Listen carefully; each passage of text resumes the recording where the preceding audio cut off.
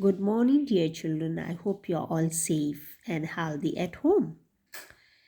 Today in geography, we shall discuss chapter 7 Energy and Power Resources. Energy.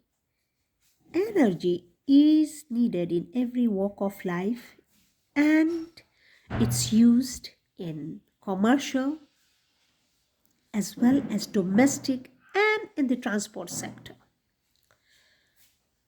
So, what are the major sources of energy? You have basically two sources: conventional sources of energy and non-conventional sources of energy. Conventional sources of energy include cow dung cakes, firewoods, petroleum, electricity. They are also known as non-renewable sources of energy and are available in small quantities and cannot be replenished once used up.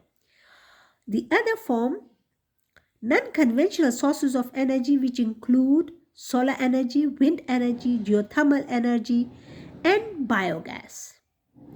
They are also known as alternative sources of energy. They can be replenished once used up and are available in large quantities.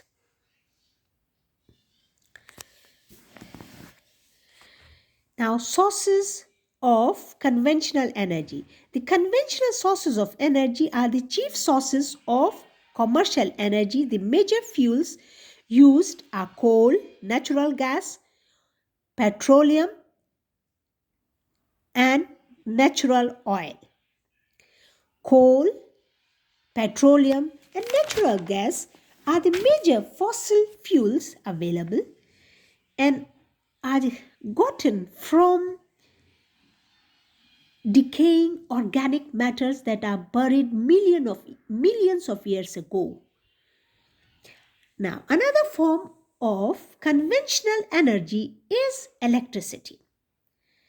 Electricity is generated either using the major fossil fuels or water. We all know fossil fuels are non-renewable sources of energy. Once used up, cannot be replenished. Thermal electricity, which is generated either from coal, petroleum, or natural gas. Basically, it uses fossil fuels to generate the electricity, and it is expensive form of generating electricity because fossil fuels are non-renewable and cannot be replenished once used up.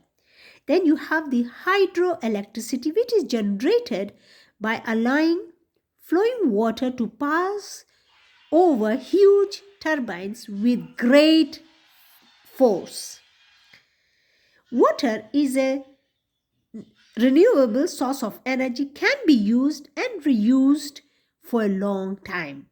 Thus, a hydro plant is less expensive and water can be used up in dams, storing them in dams, and it can run the turbines for a long period of time. Now comes the alternative sources of energy. We all know the conventional source of energy are petroleum, which gets exhausted after a use. We cannot continue use and reuse them. Sources of energy such as sun, wind, tides can be used over and over,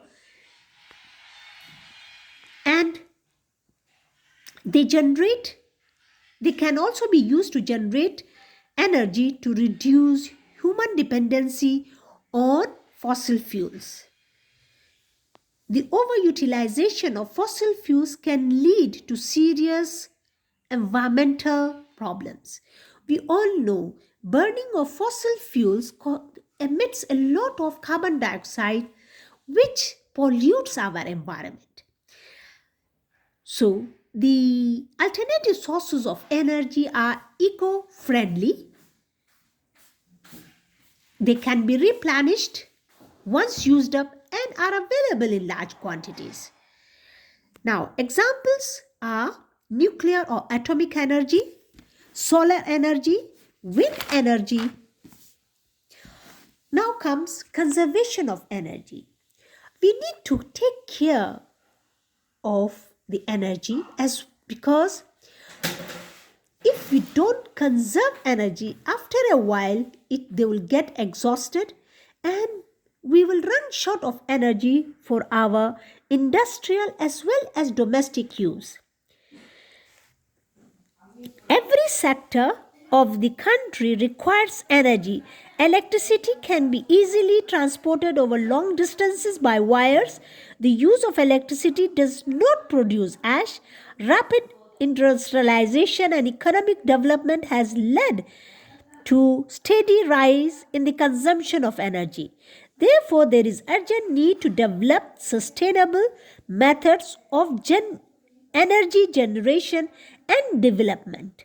Energy conservation should be practiced in all spheres of right from the industry to household activities. So we need to conserve energy. See, if it is not of any use, we should not turn off the lights when not in use.